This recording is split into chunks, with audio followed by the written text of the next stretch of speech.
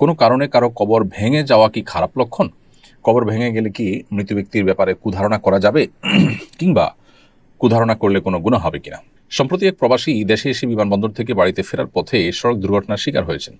এতে তার স্ত্রী, সন্তান, মা সহ পরিবারের প্রায় সবাই মারা গেছেন। ইন্না লিল্লাহি ওয়া ইন্না ইলাইহি রাজিউন। তিনি এজন্য ড্রাইভারের বেপরোয়া গাড়ির চালনাকে দায়ী করেছেন। ড্রাইভারের ভুলে কেউ মারা গেলে ইসলামের আলোকে তার শাস্তি কি?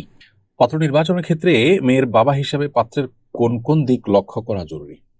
অনেক মানুষ পাত্র নির্বাচনের ক্ষেত্রে সর্বপ্রথম দেখে পাত্র সম্পদশালী কিনা। অনেক প্রসিদ্ধ বুজুর্গ আলেমকেও এমন করতে দেখা যায়। এ ব্যাপারে আপনার মন্তব্য জানতে চাই। সাইমন সামি আপনি লিখেছেন, আমার বিয়ের সময় আমি কবুল বলিনি, শুধু সই করেছি। আমার পক্ষ থেকে আমার বাবা প্রস্তাব দেন, আমার বর কবুল করেন। আমার বিয়ে হয়েছে কিনা? পাকিস্তানের একজন আলেম, বাংলাদেশে আগমনকে কেন্দ্র করে একাধিক বিবাহের বিষয়ে আলোচনা হচ্ছে।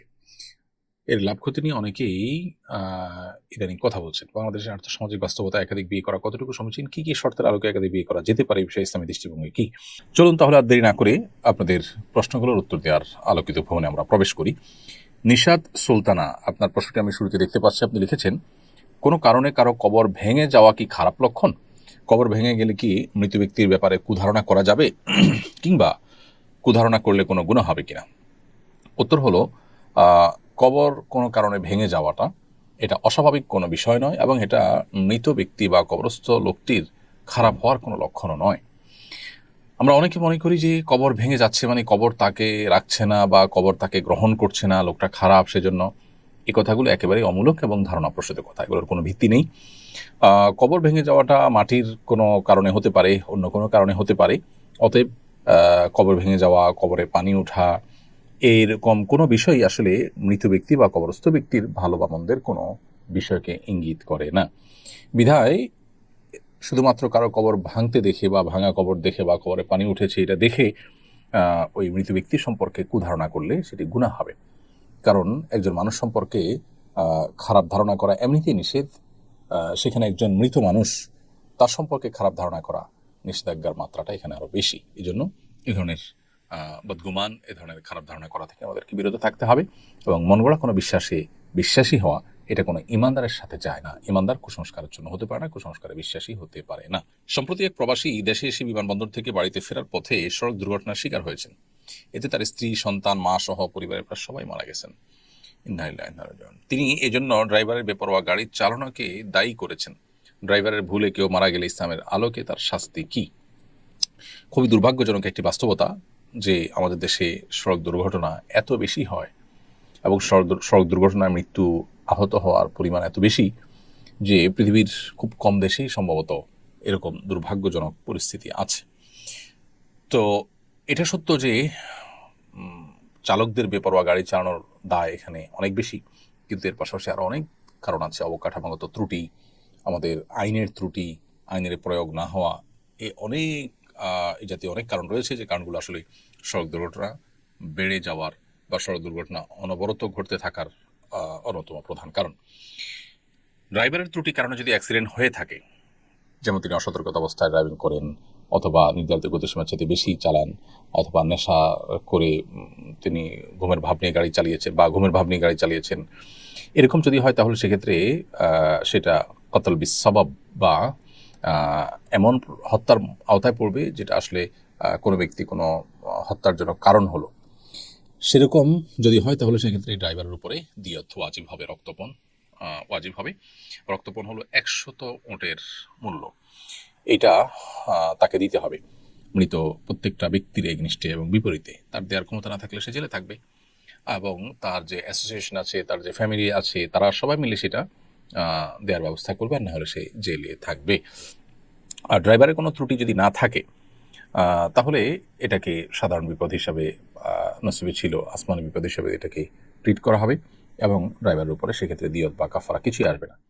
আমাদের দেশে অবশ্য সড়ক দুর্ঘটনা হলেই চোখ বন্ধ করে ড্রাইভারের উপরে দোষ চাপানোর একটা প্রবণতা আছে, যদিও এখানে কি ঘটেছে ঠিক আমরা জানি না। হতে পারে এখানে বেপরোয়া গাড়ি চালানোটাই ছিল প্রধান কারণ, সেটা তদন্ত করলে বেরিয়ে আসবে। দিয়ত যেটা, রক্তপণ যেটা, সেটা 100 ওট অথবা 10,000 দিরহাম অথবা 1,000 দিনার, 3টা অপশন রয়েছে। তো 100 ওটের যে ব্যাপারটা, এটাই এখন প্রতিষ্ঠিত এবং পরিচালিত, বিশেষ করে মিডল ইস্টে, সৌদি আরব সহ অন্যান্য যে দেশগুলোতে কোরআন এবং হাদিসের আলোকে বিচার কার্য পরিচালনা হয়, সে সমস্ত দেশগুলোতে এখন 100 মূল্য দিতে হয় মানুষের জীবন হানির জন্য যদি কেউ দায়ী হয়ে থাকে। তাহলে পাত্র নির্বাচনের ক্ষেত্রে মেয়ের বাবা হিসেবে পাত্রের কোন কোন দিক লক্ষ্য করা জরুরি? অনেক মানুষ পাত্র নির্বাচনের ক্ষেত্রে সর্বপ্রথম দেখে পাত্র সম্পদশালী কিনা। অনেক প্রসিদ্ধ বুজুর্গ আলেমকেও এমন করতে দেখা যায়। এ ব্যাপারে আপনার মন্তব্য জানতে চাই। দেখুন, পাত্রের সম্পদ আছে কি, বিশেষ করে সেটা পাত্রীকে আপনার ভরণ পোষণ দেওয়ার জন্য তার উপযুক্ততা প্রমাণ করে কিনা, এতটুকু তার অর্থনৈতিক সক্ষমতা নিরূপণ করাটা দোষের কোনো বিষয় নয়।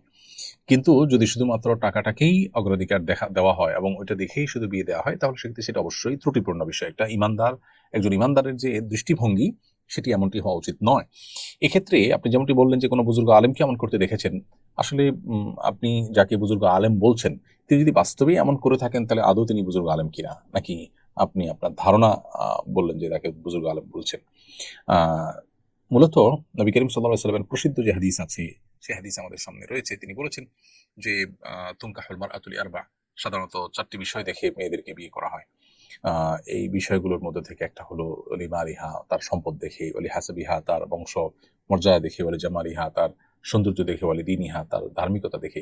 নবীজি বলেছেন ফাসবার বিজাতিদ দ্বীন, তো তোমরা ধার্মিকতা দেখে বিয়ে করে তোমরা সফল হওয়ার চেষ্টা করবে। এই যে ধার্মিকতাকে অগ্রাধিকার দিয়ে নবী সাল্লাল্লাহু আলাইহি ওয়াসাল্লাম বিয়ে করতে বলেছেন, এখান থেকে পরিষ্কারভাবে বোঝা যায় যে অন্য সব দিক দিয়ে কম্প্রোমাইজ করা হলেও ধার্মিকতায় কম্প্রোমাইজ করা উচিত না, এবং এটাকে সবচেয়ে আগে এবং সবচেয়ে গুরুত্বের সাথে দেখা উচিত, টাকা পয়সাকে নয়।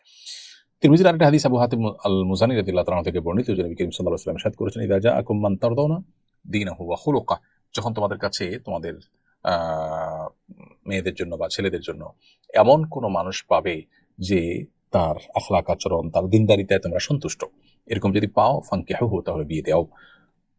এই যে দিনদারিতা এবং আখলাকে যদি কেউ ভালো হয়, তাহলে সেক্ষেত্রে তাকে অগ্রাধিকার দিতে বলা হয়েছে। এখান থেকে বোঝা যায় যে মানুষের ব্যক্তিত্ব, মানুষের আমল, মানুষের তাকওয়া, মানুষের দিনদারিতা, ধার্মিকতা, এগুলো বেশি খোঁজা উচিত বিবাহ শাদীতে, যেটা আজকাল খুব একটা খোঁজা হয় না। এগুলোকেই সেকেন্ডারি অথবা আরো পরবর্তী লেভেলের জিনিস মনে করা হয়, এবং সবচেয়ে গুরুত্ব দেওয়া হয় টাকাকে। হ্যাঁ, আবারও বলছি, এতটুকু টাকা তো অবশ্যই দেখতে হবে যে এই পাত্র পাত্রীকে ভরণ পোষণের ব্যবস্থা তার স্ট্যাটাস দিতে পারবে কিনা, সেটা দেখাটা দোষণীয় কোনো বিষয় নয়।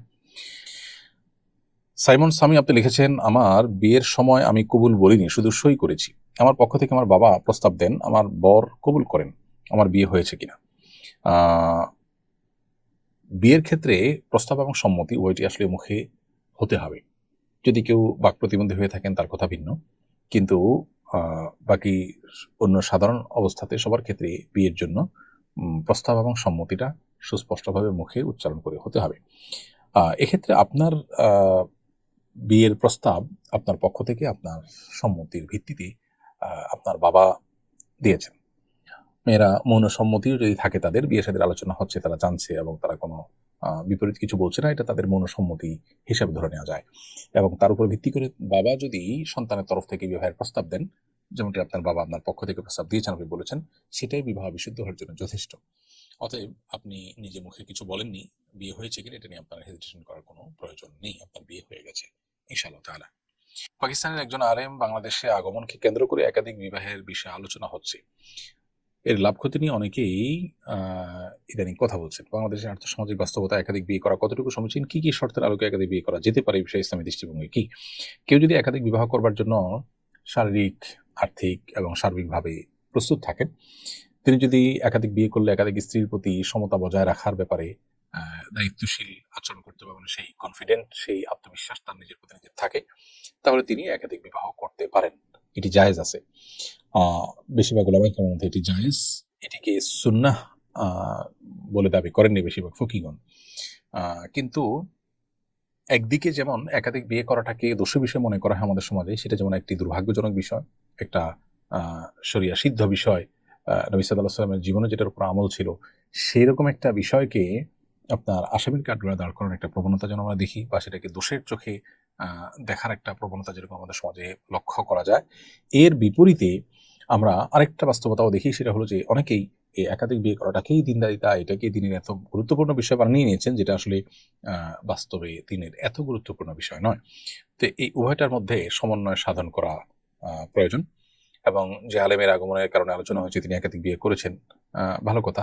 সেখান থেকে এটা নিয়ে আলোচনা হচ্ছে, আলোচনা হওয়াটা দোষের কিছু নয়, কিন্তু প্রত্যেকটা মানুষকেই এক্ষেত্রে আপনার প্রান্তিকতা পরিহার করে মধ্যম পন্থা অবলম্বন করতে হবে।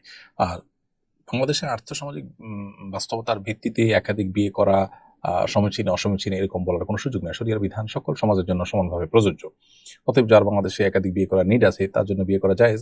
এটাকে খারাপ চোখে যদি কেউ দেখেন, তার ইমানি টানাটানি দেখা দিবে। শরিয়া যেটাকে হালাল করেছেন সেটাকে হারাম মনে করলে, আল্লাহ যেটাকে সুযোগ রেখেছেন সেটাকে খারাপ মনে করলে, সেক্ষেত্রে আপনার ইমান নিয়ে পর্যন্ত টানাটানি দেখা দিবে।